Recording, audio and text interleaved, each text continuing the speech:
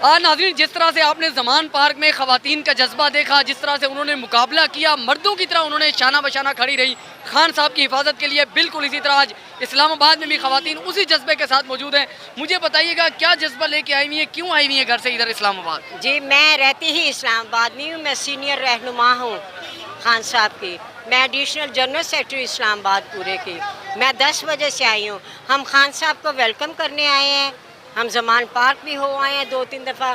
آج خان صاحب کی پیشی ہے اور ہمیں اللہ تعالیٰ سے پوری امید ہے کہ خان صاحب سرخرو ہوں گے۔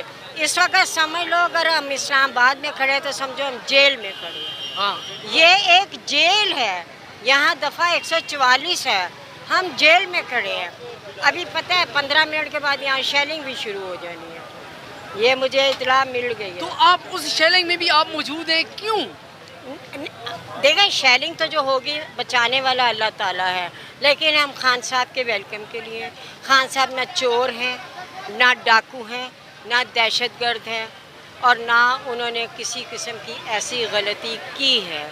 توشہ خانہ کاج کے کل تو خان صاحب 9 کیسز 5 منٹ میں ختم بھی کروا دی ان کی ضمانت۔ جی، تو یہ ان کے کیسز 88 ہیں، یہ تمام کیسز ایسے ہیں۔